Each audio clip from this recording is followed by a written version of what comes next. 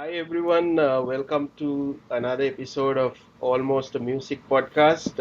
We have a very special episode today. I'm joined by my co-host Meg. Hi Meg. Hey, hey, good morning. It's our Uh, episode, it's our seventh episode. How cool is that? yeah, and then we have a very special guest today joining EC. Hi EC. Hi, good morning. Morning. Yay! Thank So you so much for Izzy, having me. yes, So for sure. excited.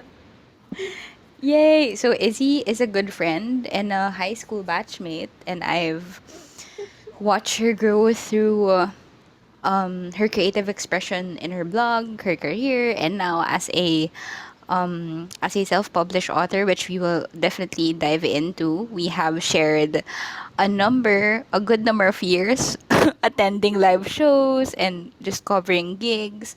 I remember she would just take pictures and we would meet up like mid-set like and just rave about the band like parang what and that's been like a constant thing whenever we would attend similar shows like as a mall show and as like live shows in different venues, so that's pretty cool, and it's so we're so happy to have you here, Izzy.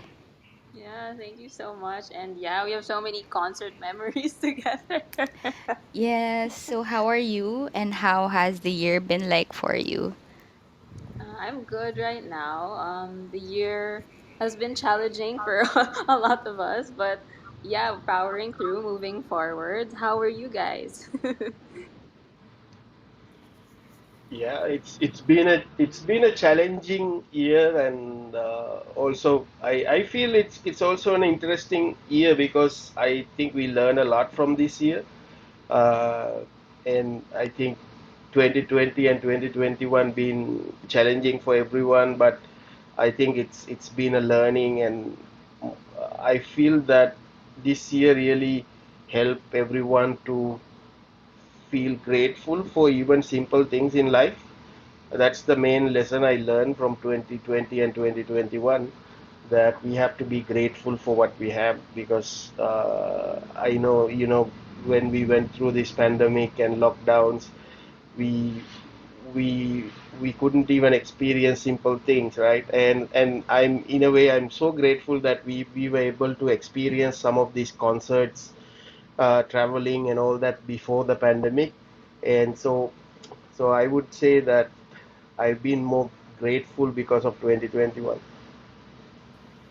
Absolutely. Yeah. And just really looking back at the simple things that we get to do, like not even at the context of attending concerts, like just having a stroll outside or I don't know, having enjoying our cup of tea or coffee in the morning, that before like it was quite difficult or like not difficult, but I could easily like bypass that feeling. Oh, like this is so automatic to me in the morning, so I don't like get to slow down for it so much and appreciate like just that sense of presence, and like what Chana said of having to get to experience live shows before, like it was such a constant thing, I guess, like we were like just attending shows and having friends like meet up before the show and processing the show is a huge thing, and now like having it stripped away really had us think about so many things, and yes to being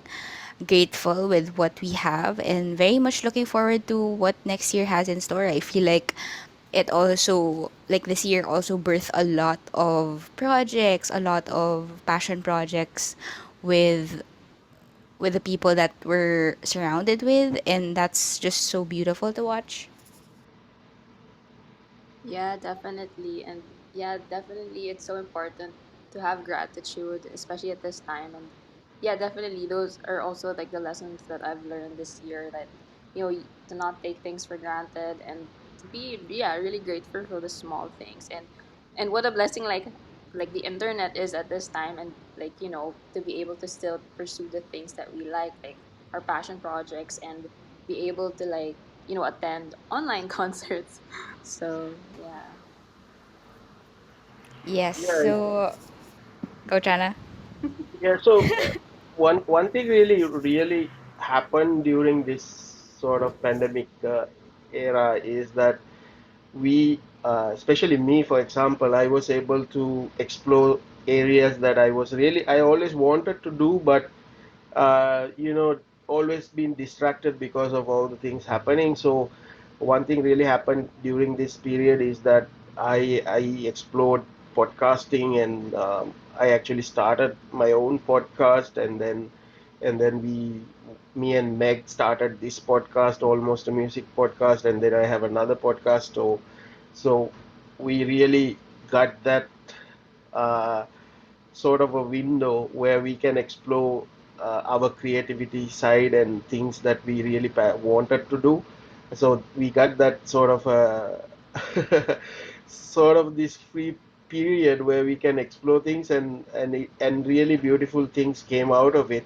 And I've been thinking about almost a music podcast, Meg, that although we are just recording, I mean, this is our seventh episode, but the way I feel that what we always do with this podcast is we just when we are recording a podcast, it's actually just these conversations we've been having either through chats or either through Instagram posts or even just reacting to each other's stories. And it's just when we record, we are just bringing all that into sort of, just writing it, like it's like writing something that we discussed. So I feel that, and that sort of that's why I love about this podcast is that it's just how we react and how we feel.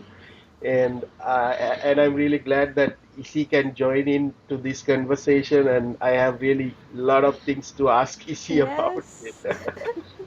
Absolutely. I feel like the medium just changed, but we have been like, taking these conversations outside of the podcast, and I'm so glad to just have this sort of playground to play with or like just express ourselves even more. And it's fun cuz like, people from our circle or like people from the ones we interview could get to join us, and how great is that? I mean, thanks to the internet. So, yes, we have so many things to ask you, Izzy, but could we maybe start with telling us more what you love doing? Tell us more about yourself, what inspired you to be this creative and digital creator.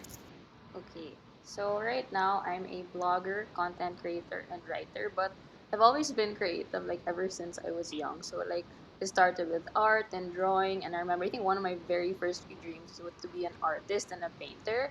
And then back in grade school, I started playing the guitar because of Freaky Friday and School of Rock. So I remember I wanted to be in a famous rock band, and then later on I wanted to be a writer. So yeah, it's just like creativity in different forms, but the one that stuck the most was writing. And it's just gone through like so many evolutions. So Uh, I have a question regarding, because you you do a lot of blogging. How yeah. is blogging different from when you started it, and where are we now? Because there are so many other ways to, put out content. There's like YouTube, there's TikTok, there's podcasting, and all these so many different ways of putting out content. How is blogging impacted from it, and how is blogging enriched? So what's the difference you see when you started blogging and now where blogging is? Yeah, actually, a lot has changed. When I first started blogging, it really was like an online diary. And I remember like the first blog I created was on Live Journal, and it really was just like a listicle of like my experiences. Mostly at that time, it was already about concerts, so like it would just like be like one sentence about the show that I liked, and then bullet points about like the highlights of that show or like things that I didn't want to forget about, and then I remember later on, like it evolved. Like there was like Sanga, that was another blogging platform, and Yeah. then it was all about quotes and like it was like the Tumblr of that time, and then it was, Yes.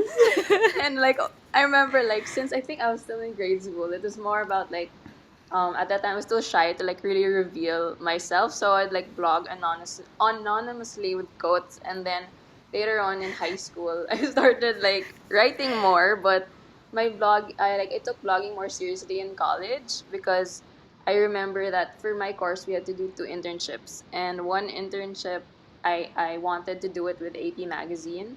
So yeah, that made me take blogging seriously, and then I saw it as like a way for it to be like an online portfolio, and then that's how I discovered like how other bloggers could make like full-time incomes just from blogging. And yeah, it's just amazing how like something that started as an online diary evolved into something that could be a full-time career for other people, and that really intrigued me and made me take blogging seriously and learn more about like the different facets of blogging, especially like the business side of it. So Mm. yeah. Wow, amazing. And like for someone to have that insight of not just having a, let's say, photography blog, but also have that business side of it. Like I feel like the medium right now is very much like the creative entrepreneurship side of blogging, or like it's like a side by side thing. But before, it wasn't really much of that approach. Like it was very much of, I'll share how my day went, how the concert went, and the highlights of the concert. And I remember really clearly, like Izzy would take photos and she would just do a cover story on her blog. And yes, too, it's so funny because when Izzy mentioned about like live journal and the anonymity of, of like yourself and just like having, I remember there's even this app, not sure, or like website called 8 Tracks, and you can do like playlists there, and you can sort of embed that playlist on Tumblr. So I'm not sure if you guys have heard of that. Yeah, yeah, I remember that. Right. And yeah, just sharing about like how your day went. I feel like that was the start of that blogging era before. And I'm curious, Izzy, like did you, since you mentioned AP magazine, and I think the main would always cover on that magazine. I know, Channa. Right? And Yeah. that's why I remember. Ang lala. Okay. But like, did you ever have experience working in a local publishing space here, Izzy? Yes, I have. Like mostly like online media outlets. So like Philippine Concerts. Until now, like I'm a contributor, but I remember because I needed like an online portfolio for my internship. Aside from starting my own blog, I wanted to get more experience locally, and then that's how I found out about Philippine Concerts. Because I remember like was it We the Kings? Yeah, they had a show in Hard Rock Cafe in Makati, and I remember like seeing a few people covering the show, and I was like, wait, that's a thing, like you can get into shows and like take photos and write about it. So that really, I mean, locally that really intrigued me. And so I just remember um, I went ahead and searched all about Philippine Concerts, and then I saw that um, they had like this contact page that, oh, if you want to join, like just send an email. And that's how I did it. I was like, why not, right? Just give it a shot. And then from there, like I was able to join their team as a contributor both through photography and writing, and really, yeah, cover a lot of shows that Maggie and I have been to. And yeah, that's how I got into like the local scene of covering stuff for music. Oh, amazing. And I remember we would have like radio show trips. Like I don't know, Yeah. it's not a lot, but we would go to RX and we're like, "Oh, let's hang out here first, and we'll get food after." Oh, those are the days, man. Yeah, or like go to the mall for mall shows like without the ticket and just stay there and Yeah. wait. Yeah, for sure, for sure. Yeah. So Meg and I always talk about this because we've been to I think we've been to the same shows but never met during any of the concerts. We just met in Clubhouse, right, Meg? So this means I think it's true for Isia as well. So we probably been in the same shows, but we have Yeah. never met in a concert, right?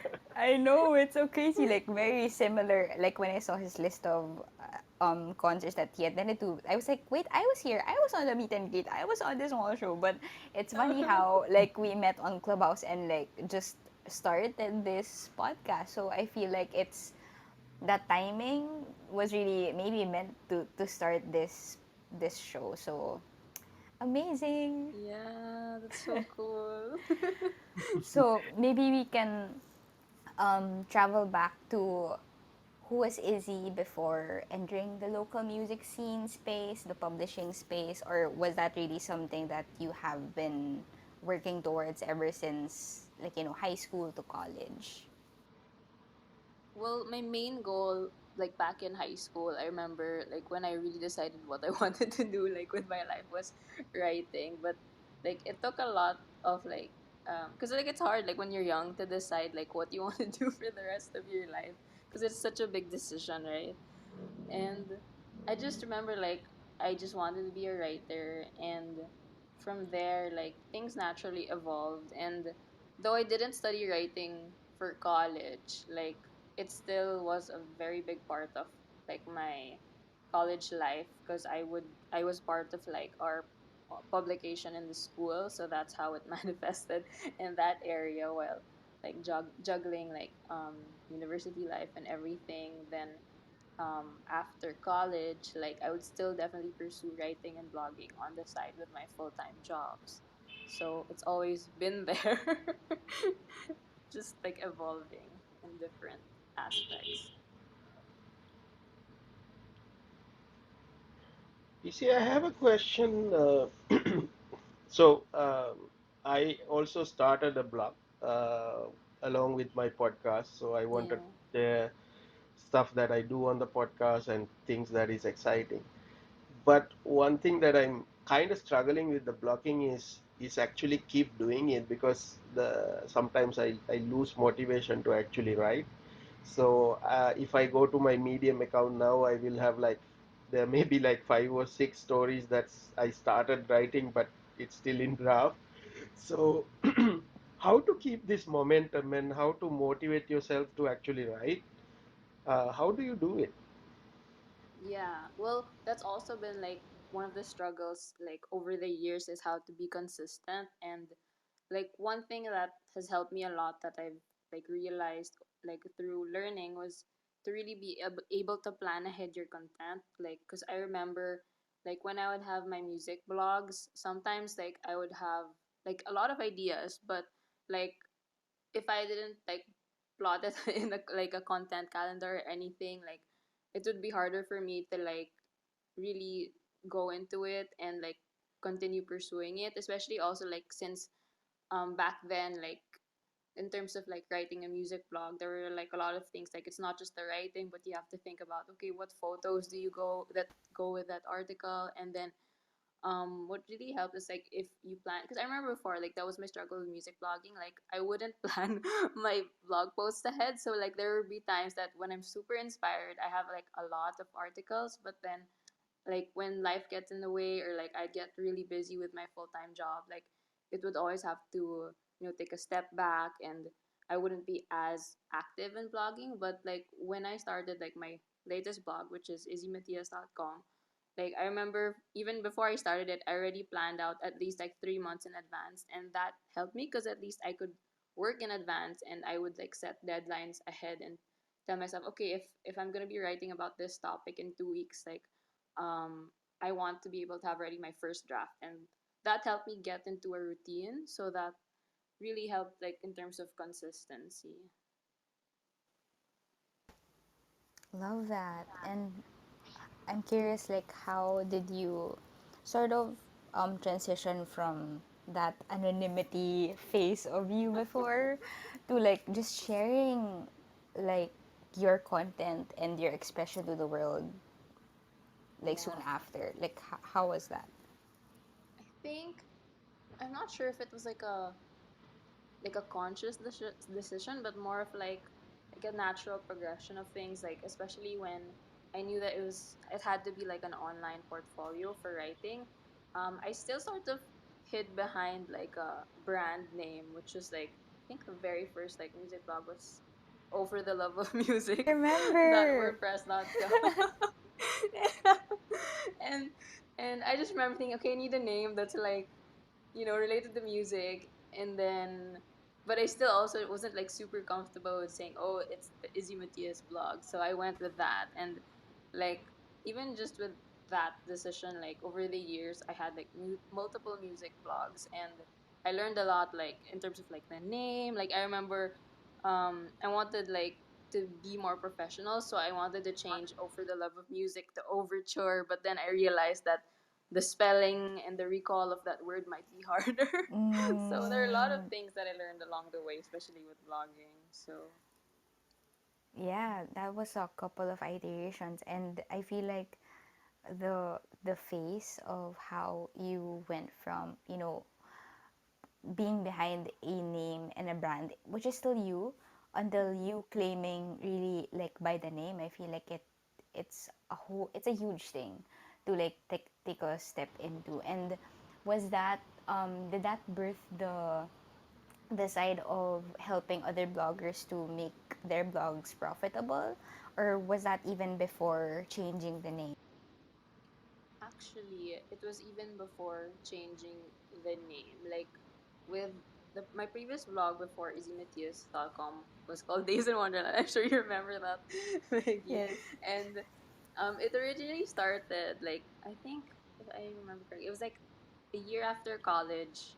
I already knew that I wanted to be blogging full time. So I remember it took me so long to like come up with the name and the whole like niche. And with Days in Wonderland, originally it was supposed to be what like Izzy Matias is right now, but like a blog more for like helping creatives and like talking about the secret, about self care, and then music, and then later on, like I guess because I was so used to music blogging, like I felt very comfortable and I sort of like leaned more on the music side of blogging again. Like it eventually became again like a music blog, but this time I tweaked it to a travel blog for music lovers because I know I also wanted like travel to be a part of that. And then when things weren't working, because like I remember like while I was working full time, um, I launched a lot of products, and I remember we even did like the music subscription box. Remember, Maggie? Yes, yes. Yeah. So I really tried like lots of different avenues and products, trying to find like the right product for that blog. But I realized that my blog was very niche. So like if you want to make money blogging, like um it can't be like too niche because like then the market would be too small. Like I know like there's advice out there about you have to have a niche, but for me a niche is more about who you help rather than like the different like the specific topic. So later on, like I remember I was at a big crossroads, like because I really wanted to go full time, but I wasn't earning like consistent income from daysinwonderland.com. So I really took a step back and I was thinking, do I already quit vlogging or what? But like deep down, I knew I wanted to continue. So I just really took some time and, thought about, okay, where do I want this to go? And then I realized that I still wanted to help like creatives. And I realized that as I blogged about music and travel, what I really enjoyed at that time was to blog about blogging and help others like start their own blogs and see the creative um, entrepreneurship side of blogging. So that's when I decided, okay, why not just fully embrace that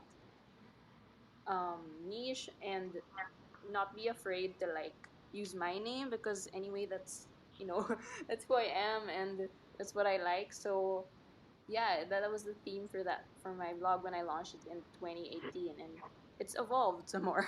But that's how it progressed from like the music blog and from to Days in Wonderland to like what it is right like when I launched it at 2018. So Right. So you see, I mean, I've been doing a lot of content. I've been doing a lot of podcasting, and as a lot of us say that it's a passion project. Now, the problem that I'm facing, I have this fear of going towards, towards monetizing and, uh, you know, maybe doing some sponsored post or sponsored podcast and stuff like that. I feel that I have this fear that I would lose my passion if I try to monetize it. Do you have any advice on that? Because I think probably you gone through that as well. mhm. Yeah, yeah, well definitely, yeah, that's also something that like one of the like challenges and thoughts too that I've had like in the past. But um in terms of like really monetizing it, I think like it's about choosing like the right avenues to monetize. Like for example, if you let's say want to do sponsored content, it's really about making sure that it aligns with your brand. And also like I think eventually, like even as a content creator or blogger, there's really going to be a time where you feel like taking a break, and that you get burnt out. It's really natural, and what's important is to and during those moments, like take a step back and evaluate like what it is that you need. Is it to take a break from that constant grind of creating content, or is it because like you sort of need to reconnect with like your purpose as for creating content, or like maybe even like your niche. So yeah, like it's really about taking it, pausing, and like evaluating where you are, and just going back also to like that purpose of why you started creating content in the first place. Right. Right. Also, one more thing that I really want to ask you now. You put out your content as Izzy Matias, right? So .com. Mm-hmm. So there is a online person which is Izzy Matias, and then Yeah. there's you, Izzy. So I think what happens along the way is that these lines get blurred. So it's sometimes who you are online and then who you are Mm-hmm. personally, and how much of personal stuff do you share, and how to keep these two things separate. How is this working out for you? How do you manage that? Yeah. Now I'm starting to like, I guess, like share more of my personal side online, because with my previous niche, like with travel blogging, a travel blog for music lovers, it was really focusing about travel. And even like when I relaunched like easymatias.com, it was very focused on like topics like blogging, because like I would also study my analytics and saw like those are the topics that people were interested in, which is like the business side of blogging.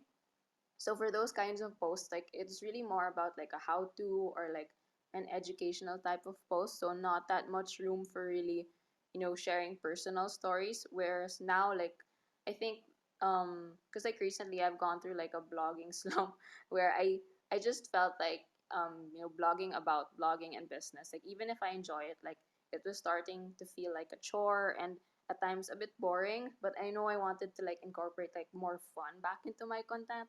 So I really just took like a step back, and I realized that I still want to write about those things, but also like share more of my personality and the other things that I really love talking about, which is like K-pop, K-drama.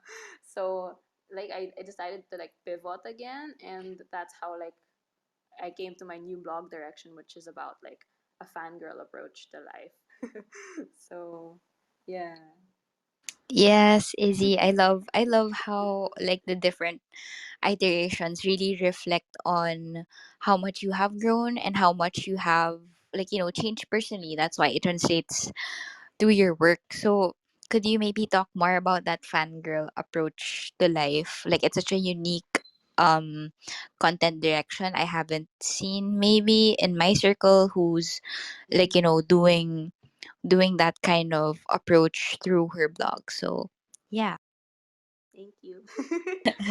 I just remember feeling so stuck for so many months, because I was thinking, how do I like proceed? Because I had so many ideas like of what I wanted to write about, but somehow like the things weren't feeling like they clicked anymore so much. So like I just also remember like when I was studying my blog analytics, like my top posts were like this one piece called like five business lessons you can learn from Itaewon class, and then my South Korea travel guide. So I was like thinking, like for like maybe the last 3 4 months, those are like the top posts, and I was like I didn't know what to do with that information, because it was so different from like blogging tips and online business. But then there, like especially also because of K-pop, like the influence of K-drama and K-pop, like you get to see through those artists like how much fun they have, plus like how hardworking they are. And really that just like also inspired me to really incorporate more fun and share about, like that fangirl approach to life, which is really encouraging others to not be afraid to share the things that they geek out about, that they're passionate about, and what makes them happy. Because, like, life is too short to not share about the things that make you happy. So that's how I, got to that new direction. And of course, I still wanted to talk about blogging. So in terms of like content creators, it's to be able to build their dream blogs, or like build their dream content creation business by sharing and following their bliss. So like for me, that's sharing about blogging, online business, travel, K drama, and K-pop. Right. So, as a like I've been a music lover for long time, and Yeah. I listen to a lot of rock and roll, and also I've been to a lot of those pop punk and pop rock shows, and then Mm-hmm. I never realized that I could be a K-pop fan. I Oh never my god. realized that, and Same. but right, right. So I always thought that it was too flashy and superficial, and that was Oh sort of my my god. view. And then it changed because I went to this Japanese some of the Japanese shows, and then I really understood the fandom, like what's that the fans they are, what they go through, and what the loyalty they have towards the artist. And then that sort of gave me a little bit more open-minded view that I should maybe appreciate, maybe maybe I should try out K-pop. I started with J-pop actually, and then I did uh, started listening to some K-pop, especially the ones with the English lyrics. Yeah. And I recently actually purchased Blackpink albums. Nice. Right. So it's more of like it's still in a stage of like I'm just dipping my toes on it because it's a vast. I think it's a Yeah, whole another universe, right? So it I don't is. know.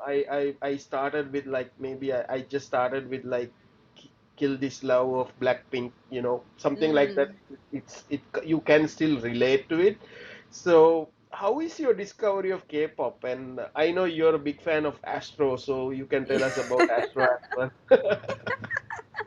Yeah, I think it's also like a natural progression. Like it started because of K drama. Like I discovered K drama back in I think 2017 because of like my coworkers. They introduced me to this K drama called Goblin, and then that I was also like during that year like more of like me dipping my toes into like K drama, and because of the pandemic, like I try started to watch more K drama like as a form of like as comfort and source of joy, and also like as a distraction. And then I just remember watching My ID is Gangnam Beauty and um, Rookie Historian Go Herong, and yeah, because of Cha Uno, the lead guy, like I remember like thinking, oh, this is so interesting, and I found him really cute. So, I Googled him, and then I found out that he was part of Astro, and I was like,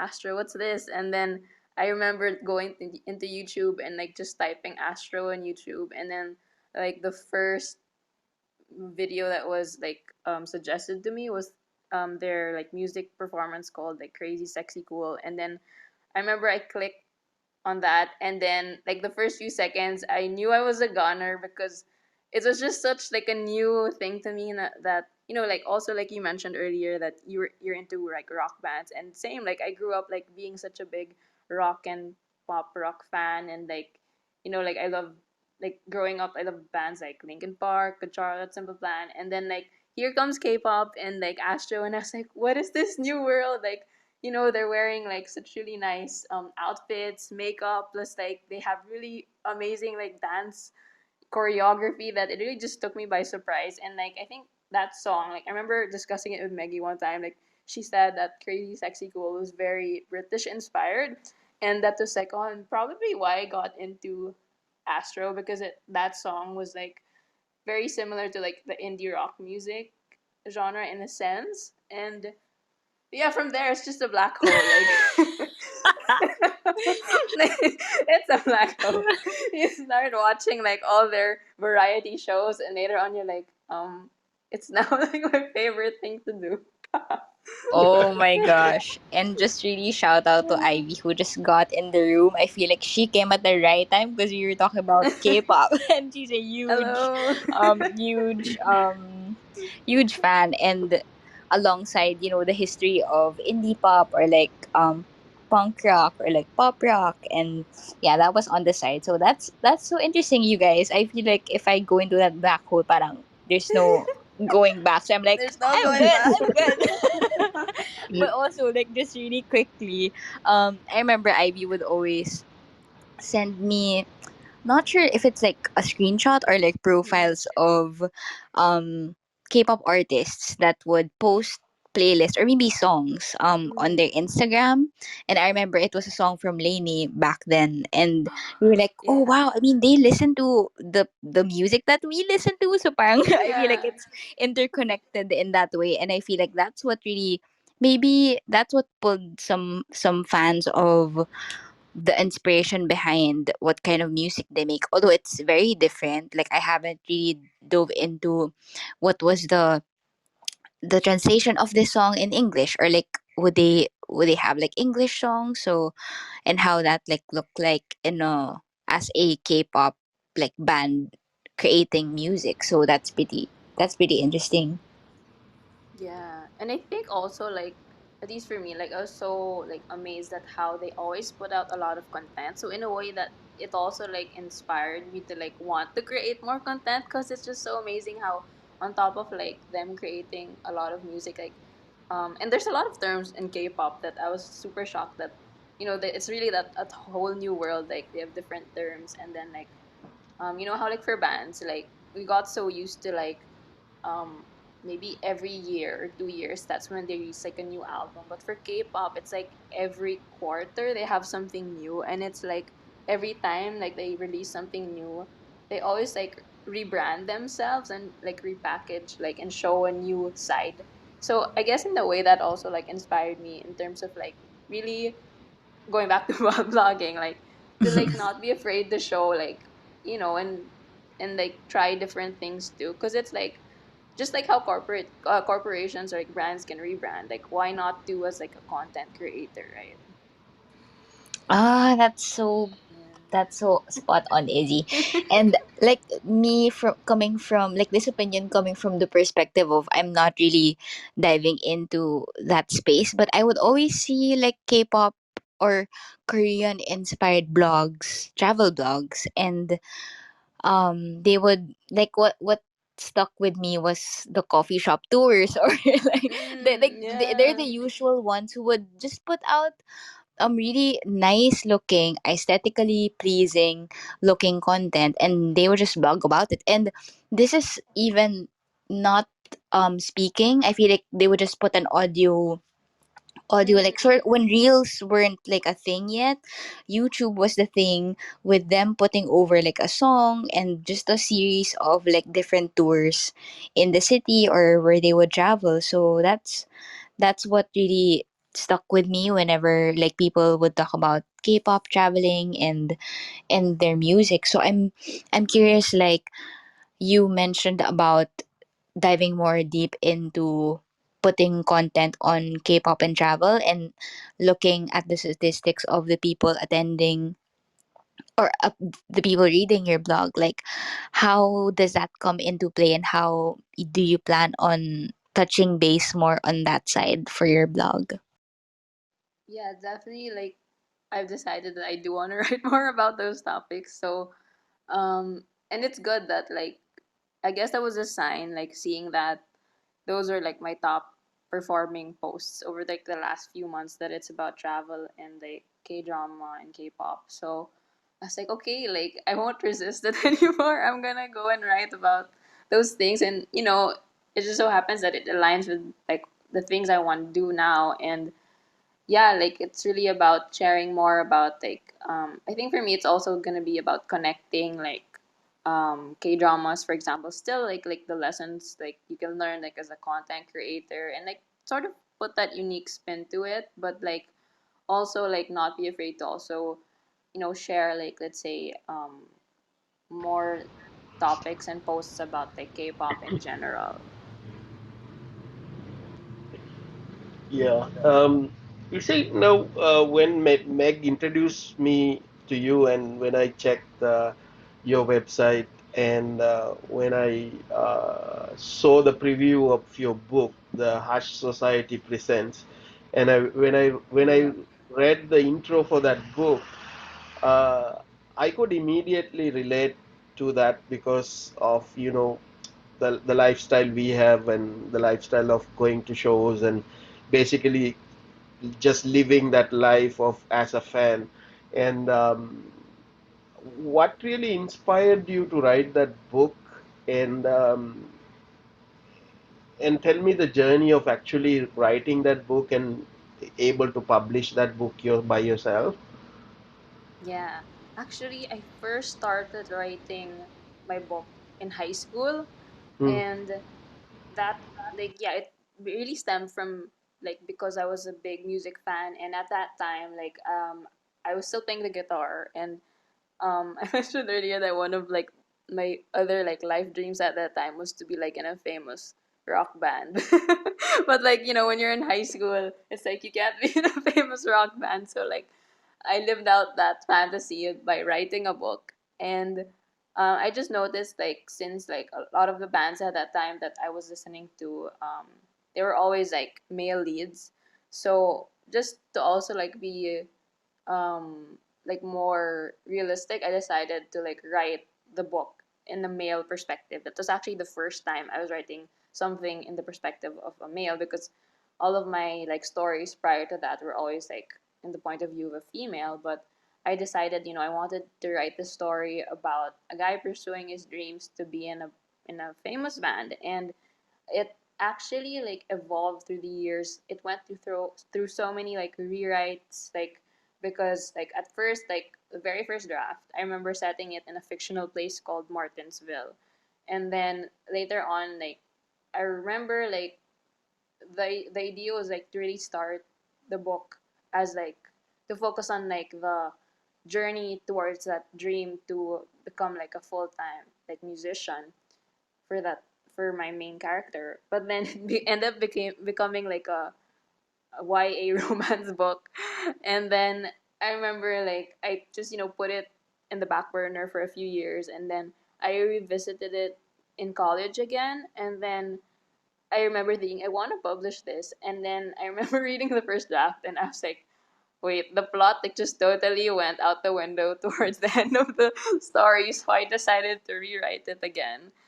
And I tried writing it, setting it locally in the Philippines, and then it still wasn't really clicking so much. So I decided to rewrite it again um after going to the UK. And I just remember thinking, okay, I think I've found the story, because the Hush Society Presents is really about music, friendship, and pursuing one's dreams. So yeah, that was how I got to that point. And really um it took a long time because I wanted to publish it traditionally. So if you want to publish a book traditionally, you have to have an agent represent you for a publisher to choose your book to publish it. And for so long, it was so hard to find an agent, or if because sometimes they wouldn't reply when you send them query emails. So automatically, if they don't reply within a few months, that's an automatic no already. So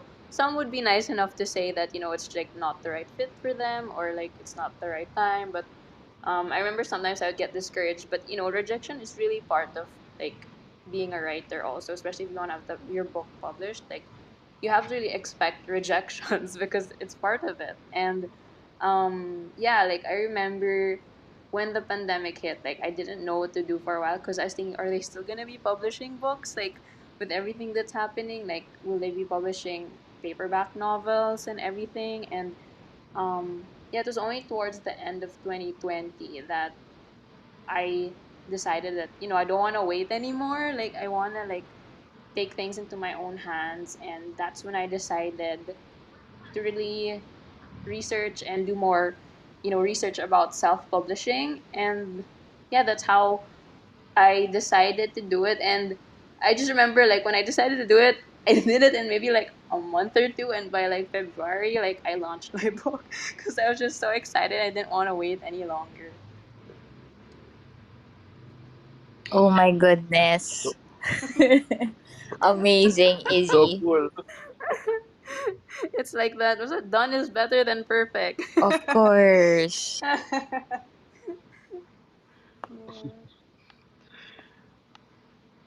Yeah, it's so. I mean, I can imagine like when you have that book, the final product, the feeling you probably had, right? So I remember like when I was starting my podcast and when my first episode appeared in Spotify, I was so happy. So there's something out Yeah. there, like it's an accomplishment. So I feel it's way but bigger, like feeling when you had your own book, right? And it's Yeah. all out there. Yeah, Izzy. And first of all, I'm in awe. I'm still in awe. And congratulations. That was such a good, like, oh my goodness. I feel like really felt it in a way because I would remember Izzy would send me the draft of her book and have it like Maggie, could you maybe read this and give me some feedback? And we would have exchanges like, oh, so how's your search for publishers? Like then she would say, oh, like I have like five people on deck, but the other one was saying like this and that, and the other one, I'm not sure if like she was someone that rejected the opportunity, or like so now she's back to like searching again. And how great is that to actually DIY the self-publishing piece. And you came number one for the YA newly released novel on Amazon. Yeah. So I mean, I know. amazing. Like sometimes I still can't believe it. I'm like, are you sure this is real life? Yeah, and I feel like it hasn't been more aligned than when you released it. So wow, I mean, what a journey. So tell us more about that, Izzy. I know like you like what you said, that you've planned this for 2 months and just dropped it because there's Yeah. never gonna be like a perfect time to release it, and so it's there and it's like topping the charts. Yeah. Thank you. Yeah. So yeah, just really remember that, I didn't want to wait. And well, actually people were telling me before, like I did decide to self publish on Amazon, like, hey, why don't you try self publishing? But I know I was very like stuck with the idea of the traditional publishing. And like you when you see in the movies or like in TV shows that, oh, like the main character just like got like a book deal, and it's like, I guess it's sort of like that.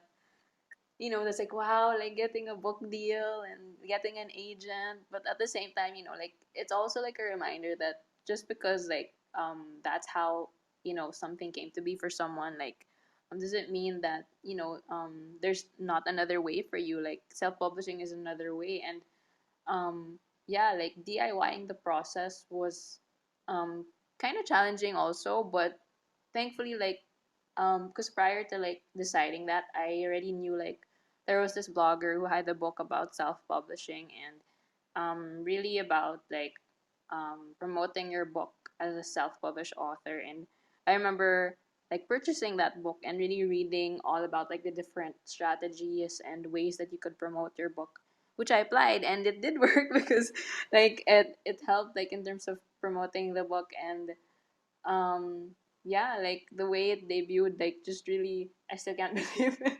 Like, yeah. Awesome.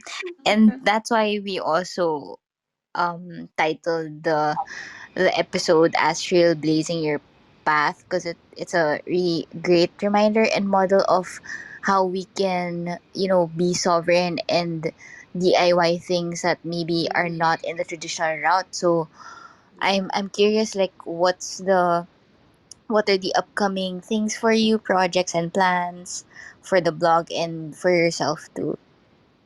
Yeah, I have a lot of like ideas and things I want to do like for next year.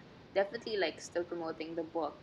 But like in terms of blogging, like I have like one big goal for 2022, which is to launch like a membership. And in that membership, like really still talk about like the different topics that my blog covers, which is like blogging and on also still about like K-pop and travel. And yeah, because I've really wanted to launch a membership since 2019, but like especially like when I started to feel stuck like this year, I was like, how am I gonna how am I gonna launch my membership if I didn't like if I was feeling stuck? But now that things have gotten clearer and yeah, like everything like once you like make that decision and like things get clear, things fall into place and like yeah, I'm definitely deciding to launch my membership and you know um having different types of membership tiers depending on the topics that readers want to consume, so whether it's only about blogging or like just the lifestyle content of like K-pop or K-drama or like all topics. But I'm definitely focusing on like launching it in Q1, so and just focusing really on the whole year to like grow it. Ah, that's so awesome. Yeah, you see, I want to ask you something. Mm. Now, like K-pop, there's something else that's kind of new and kind of black hole, which is TikTok. So, Yes. how are you? I know I saw some of your TikTok videos, and I actually I'm so fascinated sometimes the videos I see in TikTok. There's one thing that I loved about TikTok videos is they're super high quality, especially Yeah. those videos that they post about like traveling and all these different places, and it's so, yeah, very fascinating videos. So how do you plan to utilize TikTok? Yeah, like for me, TikTok is like an avenue to promote like my blog and eventually also my book. Like I started like most of the content right now I'm putting out on TikTok is about blogging or like K-pop. But definitely like yeah, it's so amazing like to see like the quality on TikTok, like what you mentioned, like especially like those travel or even like fashion TikToks, like they have these really cool transitions like for example like they drop, let's say, a piece of clothing from like a bridge and then like the next like the camera pans and it's all of a sudden like boom, they're wearing the clothes and it's like how are they it's so creative like that Right. platform. And I think one thing that's really cool about TikTok is that music is at the center of it, so it's like really about creating content, like putting music first. And I think that's like the common for a lot of people since it's so fun and it's like a different type of content that we're used to, like coming, let's say, from like YouTube or like blogs. And yeah, like one thing with TikTok, like it's easier to grow on there. Like I have a friend in the travel industry, like she started taking her TikTok seriously, I think April of this year. Like she only had about 1,000 or so followers, and like today like she has about 20,000 plus. So like the growth there is just so fast that like I had been resisting TikTok for a really long time just because I see, oh, it looks like so much effort to like produce like a single video. And like I was like shy to show up on camera before. But Hmm. like yeah, if you want to grow you have to like be open to exploring new things and like definitely like be where like your target audience is. And like TikTok is where people are right now. So yeah. Right. So being online, I mean, I assume like what you do, you have to be always online, and you have to go through Yeah. social media and all this. But how do you keep, you know, how do you keep yourself anchored, and what sort of because we always in this podcast we always talk about spirituality and those sort of practices that we personally do. So, how do you Mm-hmm. keep yourself anchored, and what sort of things you do? Mm, well, I think for me it's like being able to reflect on things. Like I like to always um introspect and like you know like really observe and ask myself like why I do things. And like notice like, let's say, if there are any certain recurring patterns and like try to like figure out like the meaning of that. And from there, like also that's how I guess like even like with blogging and everything, like I realized that, writing has always been a part of my life. It's just that it's evolved. And like during the times that I feel stuck, it's about taking that step back and like really evaluating and like having some time for myself and like, you know, find that like quiet time to really reflect and everything. Yeah, finding that quiet place and Yeah. staying in silence, right? Yeah. Or like sometimes, meditate or pray Right. about it. So, mm. Right. Yeah, for Um, sure. you see, Is so yeah, yeah, go ahead, mate. go, Chana. No, I think we're gonna say the same thing. Go ahead. yeah, I was just going to say, see, for the listeners of the podcast, tell everyone how they can follow you and what they can expect from you in the near future. Okay, so if you wanna check out my blog, it's izzymatias.com, and I write about a fangirl approach to life. So that's all about, building your dream blog by sharing your bliss, and that's sharing like things that make you happy. And for me, that's, sharing about topics like blogging, building an online business, traveling, K-pop, and K-drama, and my unique lifestyle. And you can follow me on social media at is Matias. So that's IZZMATIAS. And if you want to check out my book called The Hush Society Presents, which is a contemporary YA novel about music, friendship, and pursuing one's dreams, it's available on Amazon and also at my blog shop at izzymatias.com. Right. What I took from this episode today, Meg, is and Easy, is that being a fanboy of life. So Yes. I think I need to look at approach. I think I'm probably doing it as well. So yeah, I Yeah. think I have to look in the world in that way and see the beauty even in simple interactions, simple things, and you know. So thanks, Isi. Meg, you can close the episode.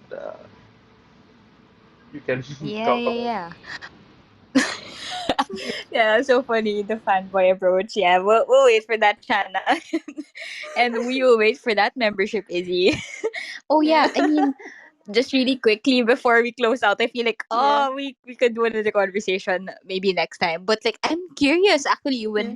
when you both mentioned that, na parang how's that dynamic of like from the opposite sex, like having this type of lifestyle, if you wish to call that one, and how different that is, like how different that expression translates to in their own lives, like not just maybe in their careers but in their creative side, or like how do they integrate that in their lives. I'm curious. Yeah, we'll take note of that and maybe have another chat. Okay, thanks you guys. So this is our last episode recording for the year.